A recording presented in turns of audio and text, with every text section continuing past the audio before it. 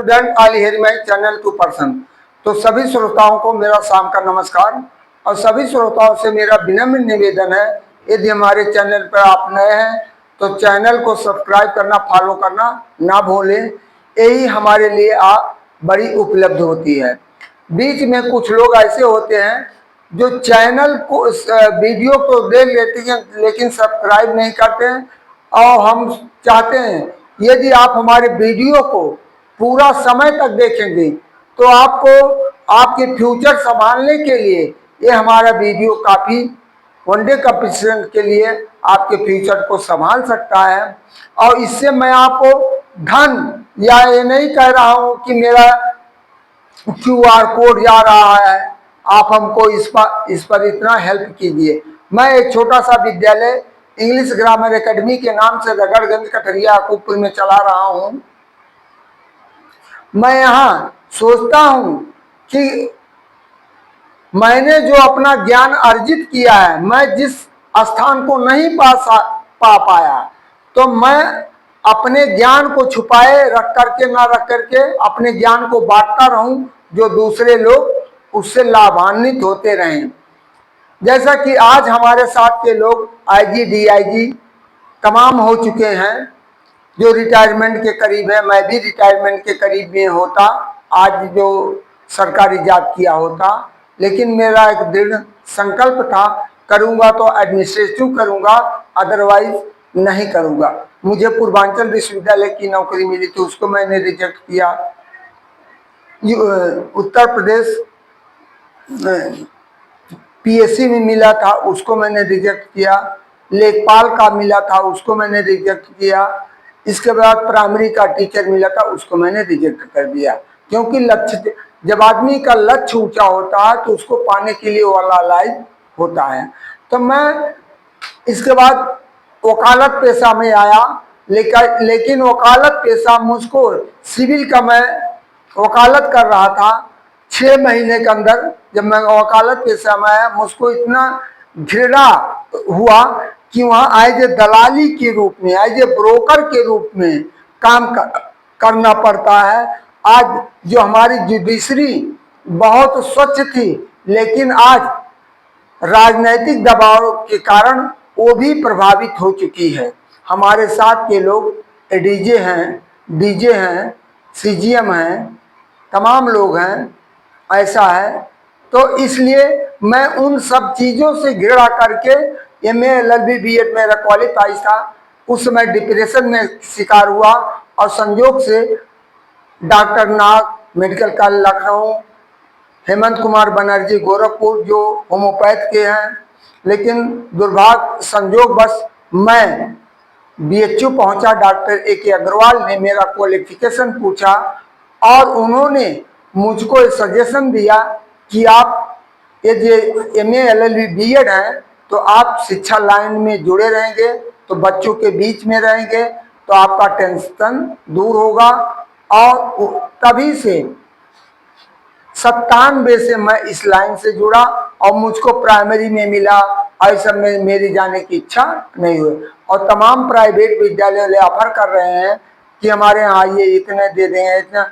लेकिन मैं दृढ़ संकल्पित हूँ, मेरे यहाँ कुछ गरीब बच्चे, कुछ इस तरह के, मैं सब तो सक्षम है नहीं। जैसा कि आज मैं एक वीडियो देख रहा था फेसबुक पर, वहाँ एक विद्यालय भारी भरकम था, वहाँ एक गरीब आदमी अपने बच्चे को प्रवेश दिलाया, वो फीस समय पर नहीं दे पा रहा था, उसको बहुत तरह से लोग प्रताड़ित किए गए। यहाँ पर भी अपने ज़िले में मैं देख रहा हूँ, तमाम, मैं विद्यालय का नाम तो नहीं ले सकता हूँ, लेकिन तमाम विद्यालय हमारे यहाँ जो A क्लास की स्टैंडर्ड जिनकी है, हाई फाई बिल्डिंग है, डेकोरेशन है, वहाँ शिक्षा के नाम पे कुछ गुणवत्ता नहीं है। लेकिन फीस LKG का 3200, 3000, 4000, 5000, 4000 के नाम से वसूला जा रहा है। लेकिन शिक्षा की गुणवत्ता पूछिए तो वहाँ कुछ नहीं है। जब तक हम बार बार अपने वीडियो में कहा, इस वर्तमान परिवेश में टीचर कम है, फटीचर ज़्यादा हैं। यही फटीचर लोग जा करके अन्य विद्यालयों में पढ़ा करके बच्चों का भविष्य चौपट कर रहे हैं। यदि उनसे पूछ लिया जाए, जो मैं आप अपने वीडियो में डाल रहा हूं, इन प्रश्नों को इनसे पूछ लिया जाए तो नहीं बता सकते। एक बार मेरे विद्यालय के बच्चे को एक लोग मोटिवेशन कर रहे थे कि अरे वहां उस छोटे विद्यालय में क्या जा रहे हो जहाँ कोई संख्या नहीं है, क्या जा रहे हो। तो उसने, वो बच्ची थी, उसने पूछा, सर आप हमको बताइए, केवल आप फ्रेज और क्लास 4th का बच्चा था, बच्ची थी। उसने कहा सर आप यदि हमको you can certified you the difference between class and phrase, I shall admit to your school. तो वहां का टीचर जो है प्रचार करने के लिए गया था, वो उसका डिफिनेशन नहीं दे पाया, मुंह बना कर अपना लौट आया। आज वो बच्ची हमारे यहाँ क्लास 10th की छात्रा है। तो इन्हीं शब्दों के साथ मैं सभी अभिभावक, अब सभी दर्शकों से निवेदन करता हूं कि महलें आपको नहीं देती हैं, देता है कौन? शिक्षक ही आपको देता है। गुरुकुल में लोग कैसे शिक्षा ग्रहण करते थे, खुली आसमान के नीचे लोग, आप गौतम बुद्ध, महावीर स्वामी के बारे में भी सुना होगा, और तमाम ऐसे आपके ऋषि मुनि हुए जहाँ जिन्होंने यानी बहुत सहनशीलता के साथ, बहुत कठिनाइयों के साथ अपने शिक्षा को ग्रहण किया और आगे बढ़े, आज देश को अग्रणी तरफ ले जा रहे हैं। इन्हीं शब्दों के साथ मैं अपने मोटिवेशनल वाक्यों की तरफ चल रहा हूं। और आज का मेरा सबसे महत्वपूर्ण टॉपिक है विटामिनों के खोजकर्ता और उनके वर्ष, रासायनिक नाम, और इसके साथ हमने जोड़ दिया भारतीय संविधान से प्रश्न एवं उत्तर।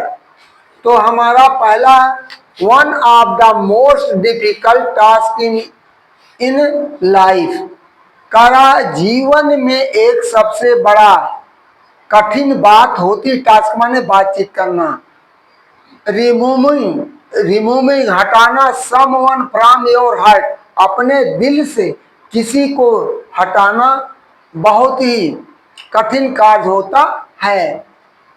दूसरा है, यदि आपको अप्रिय है तो आप दिल से उसको नहीं हटा सकते हैं, आप उसको क्षणिक डांट सकते हैं, मार सकते हैं, लेकिन जिस दिन आप उसको क्षणिक डांट मार सकते हैं उस दिन आपका तनाव बढ़ जाता है। तो इस तरह दूसरा हमारा, your softness is not weakness, तुम्हारी कोमलता तुम्हारी कमजोरी नहीं है, इट इज योर पावर, या तुम्हारी शक्ति है। तीसरा है, गिव टाइम टू एजुकेशन, समय, शिक्षा के लिए समय दो, education will change your time life, और शिक्षा तुम्हारे जीवन स्तर को बदल देगा। चौथा है, ए पार्ट वाज वंस आस्क्ड, एक मिट्टी के घड़े ने एक बार किसी ने पूछा, how do you remain cool in every situation, तुम क्यों हर परिस्थितियों में ठंडे रहते हो। तो पार्ट, मिट्टी का बर्तन जवाब क्या दे रहा है उसको सुनिए।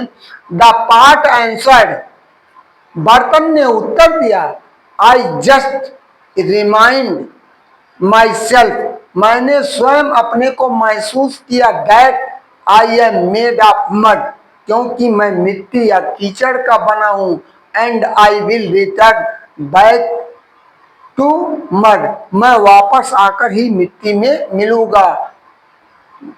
देन वाई है प्राइड एंड एंगर, तो हमें इस पर गर्व और क्रोध क्यों करना चाहिए। यदि हम मिट्टी से पंच तत्व मिल बने शरीरा, चित जे पावल गगन समीरा, यदि इन पांचों तत्वों से हमारा शरीर बना है और अंत में समाहित कहाँ होना है, हमको मिट्टी में समाहित होना है, तो हमें किसी चीज का गर्व हमें करना नहीं चाहिए। तो इस तरह हमारा हिंदी में है, फूल एवं फल यूं ही खिलते हैं, यूं ही खिलते हैं, बीज को दफन होना पड़ता है। यूं ही नहीं खिलते हैं फूल और फल, उन बीज को दफन होना पड़ता है।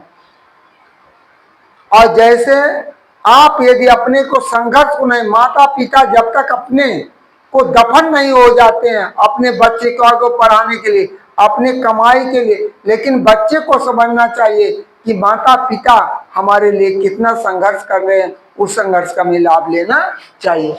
इसी तरह हमने छठवां रखा, संघर्ष इंसान को मजबूत बनाता है। संघर्ष क्या करता, इंसान को मजबूत बनाता, और मजबूत इंसान ही इतिहास रचता।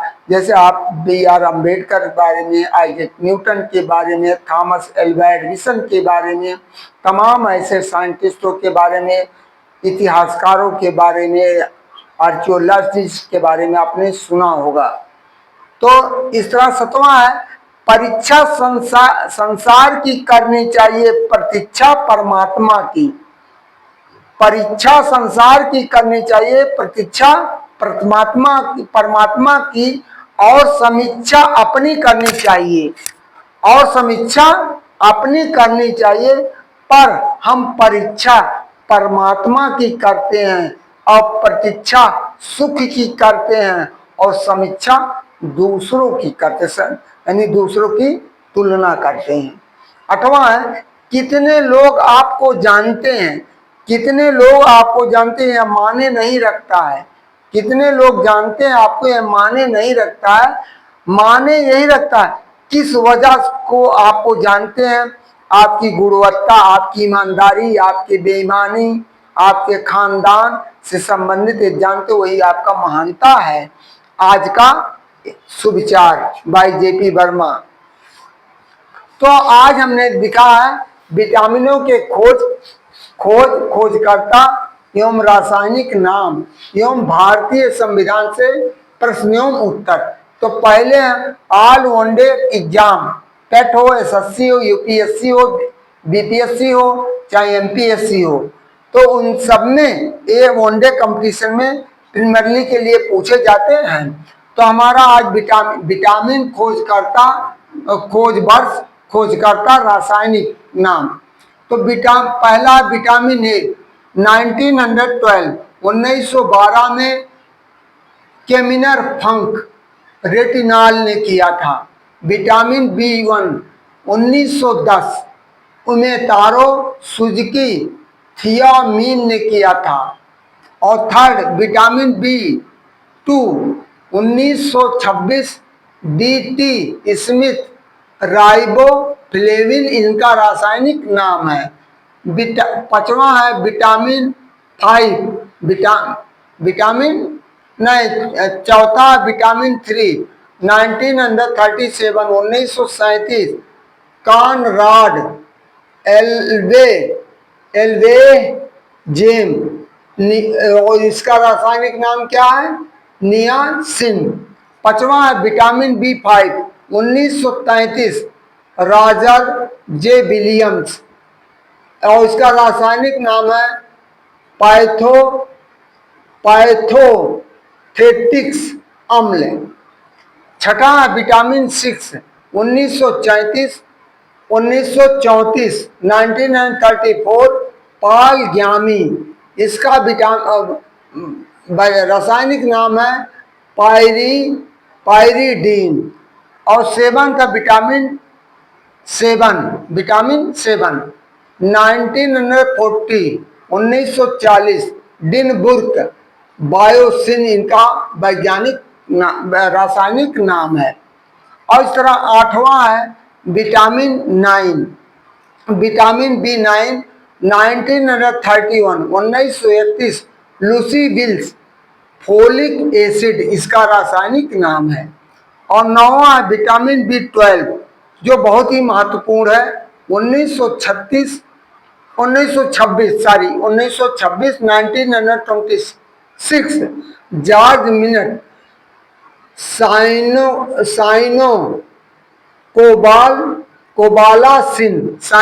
कोबालासिन। और 10वां है विटामिन C 1920 अल्बर्ट सार्जेंट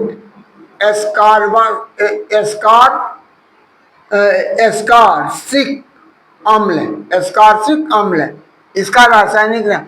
और 11वां विटामिन डी 1920 विंडस, इसका है रासायनिक नाम calciferol.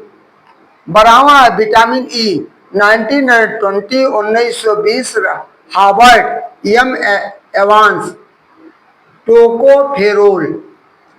13वां vitamin K 1929 Heinrich dam फिलिक्योनान ने किया था। अब हमारे भारतीय संविधान से संबंधित पहला, भारतीय संविधान सभा का गठन जुलाई 1946 में हुआ था, 1946। When was the Indian Constitution organized? तो जुलाई 1946।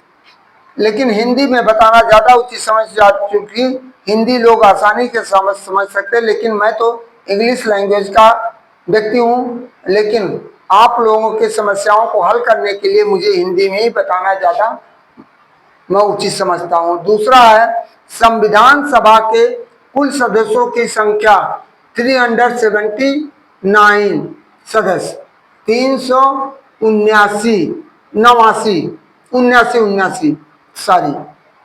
तीसरा, संविधान सभा की पहली बैठक हुई थी 9 दिसंबर 1946 ईस्वी को। चौथा, संविधान सभा के अस्थायी अध्यक्ष कौन थे? डॉक्टर सच्चिदानंद सिन्हा। पांचवा, संविधान सभा के अस्थायी अध्यक्ष डॉक्टर राजेंद्र प्रसाद, जो बाद में हमारे देश के प्रथम राष्ट्रपति हुए थे। छठवां है, संविधान सभा की अंतिम बैठक 24 जनवरी 1950 ईस्वी को हुआ। सातवां है, संविधान सभा को पारित किया गया है 26 जनवरी 1949 को। नौवां है, 8वां, भारतीय संविधान लागू हुआ 26 जनवरी 1950 को। 9वां है, संविधान सभा ने राष्ट्रगान को कब अपनाया? 24 जनवरी 1950 को। 10वां है, संविधान ने राष्ट्रीय गीत को कब अपनाया? 24 जनवरी 1950 को। 11वां, संविधान सभा ने राष्ट्रीय ध्वज कब अपनाया? 22 जुलाई 1947 को। 12वां है, भारतीय संविधान में लगा समय, कितना समय लगा था? 2 वर्ष 11 माह 18 दिन समय लगे थे। भारतीय संविधान के निर्माण करने में इतना समय लगा था, 2 वर्ष 11 माह 18 दिन। 12वां है, भारतीय संविधान लगा समय हो गया। 13वां है, भारतीय संविधान में कुल खर्च कितना आया था? 63,96,729 रुपये भारतीय संविधान के निर्माण में खर्च हुआ था। और 14वां है, मूल संविधान में भागों की संख्या कितनी होती? 22 भाग होते हैं। 15वां है, भारतीय संविधान में अनुच्छेदों की संख्या 395 अनुच्छेद हैं और यह विश्व का सबसे बड़ा लिखित संविधान कहलाता है। और इसकी विशेषता क्या? भारत के संविधान की सबसे बड़ी विशेषता है, यह विश्व का सबसे बड़ा लिखित संविधान है, लचीला एवं कठोर है।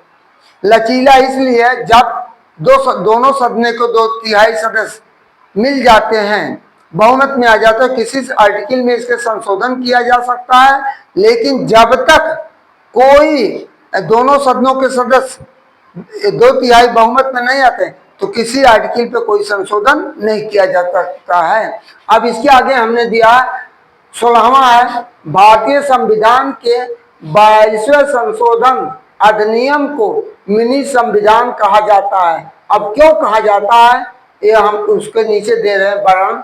यह संशोधन 1976 1976 ईस्वी में किया गया, जिसमें प्रस्तावना समाजवादी, धर्मनिरपेक्ष, अखंडता शब्दों को जोड़ना और मौलिक कर्तव्यों को शामिल करना है। इसलिए 42वें संविधान 1976 के संविधान संशोधन को भारत का मिनी संविधान कहा जाता है। 17वां क्वेश्चन हमने डाला है, 1950 में संविधान के बाद अभी तक भारतीय संविधान में कुल 106 संशोधन हुए। 106वां संविधान संशोधन 28 सितंबर, कहीं कहीं 28 दिसंबर भी देता है, तो उसके लिए आप मिस्टेक मत करिएगा।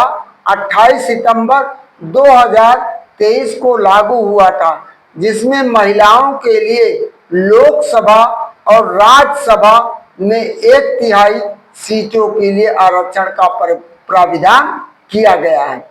अंतिम क्वेश्चन हमारा है, भारतीय संविधान में पहला संशोधन कब हुआ? भारतीय संविधान में पहला संशोधन 18 जून 1951 ईस्वी को हुआ। इस तरह आज का टॉपिक हमारा समाप्त होता है और हम सभी श्रोता बंधुओं से यह निवेदन करते हैं, अपने सभी दर्शकों से निवेदन करते हैं, हमारे चैनल को ज़्यादा से ज़्यादा सब्सक्राइब करिए और वीडियो को लाइक करिए, जिससे मैं आपको तरह तरह की जानकारियां आपको हर सब्जेक्ट, हर क्षेत्र से देने में सक्षम हूं। लेकिन यदि आप हमको कमेंट के द्वारा सूचित करते रहेंगे, और ये नहीं कि वीडियो देख करके केवल आप साइलेंट हो जाइए। यदि आपको अपना फ्यूचर संभालना है तो आप हमको जरूर कमेंट करके बताइए कि सर हमको ये चीज़ें चाहिए। यदि आप हमारा यानी नंबर लेना चाहते हैं 78-600-31794, और हम बहुत दूर नहीं, उत्तर प्रदेश अंबेडकर नगर अकबरपुर के निवासी हैं। यदि आप ये पड़ोस के हैं, एनी टाइम आप इंग्लिश से संबंधित, ग्रामर से संबंधित, सोशल स्टडीज से संबंधित, जनरल साइंस से संबंधित कोई भी प्रश्न लेकर आकर मेरे पास पूछ सकते हैं। इन्हीं शब्दों के साथ आपके सभी श्रोताओं को उज्जवल भविष्य की कामना करते हुए मैं अपने बारी को विराम देता हूँ। गुड नाइट, थैंक यू, धन्यवाद।